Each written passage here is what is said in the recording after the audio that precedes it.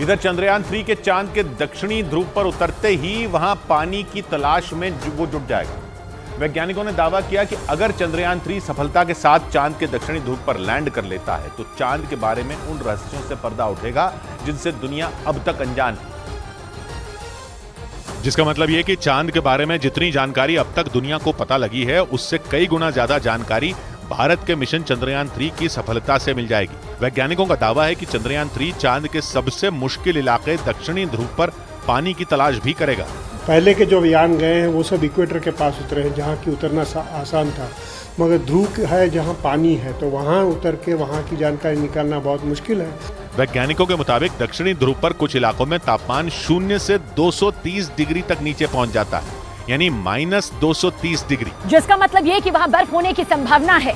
भारत का चंद्रयान 3 इसी का पता लगाने की कोशिश करेगा ताकि उस जगह पानी होने की संभावना पर मोहर लग सके। हालांकि इससे पहले 2008 में भारत के चंद्रयान 1 ने चांद पर पानी होने के सबूत खोजे थे।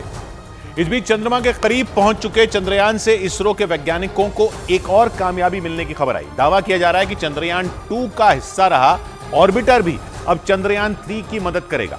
एक दिन पहले ही ऑर्बिटर से चंद्रयान 3 की मुलाकात हुई और ऑर्बिटर ने चंद्रयान 3 का स्वागत किया था।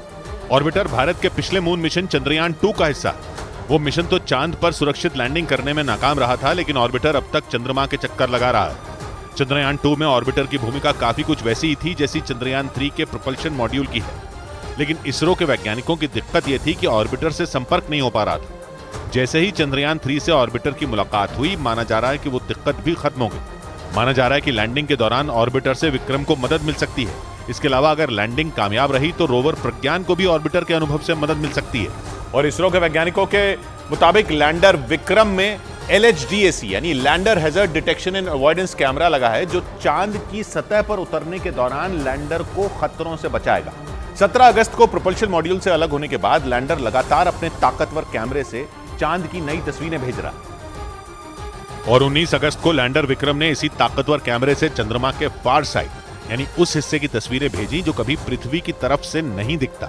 इसरो के वैज्ञानिकों के मुताबिक LHDAC यानी lander hazard detection and avoidance camera चांद की सतह पर लैंडर की सुरक्षित लैंडिंग के लिए बनाया गया है। इस ताकतवर कैमरे को अहमदाबाद में मौजूद इसरो के SAC यानी स्पेस एप्लीकेशन सेंटर ने बनाया है। लैंडर विक्रम को चांद पर किस जगह उतरना है, लैंडिंग के दौरान उसकी टक्कर किसी बड़े पत्थर से ना हो और वो किसी गड्ढे में ना गिरे, ये सब तय करने की जिम्मेदारी इसी कैमरे पर है। मतलब ये कैमरा लैंडर को उतरने के समय चांद की सतह पर मौजूद खतरों से बचाने के साथ उसकी सुरक्षित लैंडिंग को भी पुख्ता करेगा। उधर इसरो ने जानकारी दी कि चंद्रयान 3 को सफल बनाने के लिए अमेरिकी स्पेस एजेंसी नासा और यूरोपियन स्पेस एजेंसी भी मदद कर रही हैं।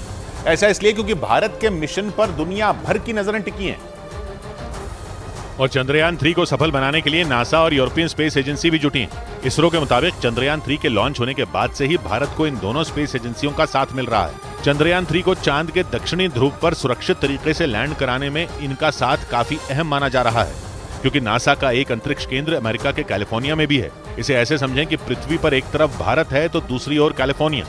ऐसे में भारतीय अंतरिक्ष केंद्र से जब चांद नहीं दिखेगा तो वहां से जानकारी इकट्ठा कर नासा इसरो को भेजती है। हालांकि नासा से मिले डेटा इसरो के लिए बेहद अहम है।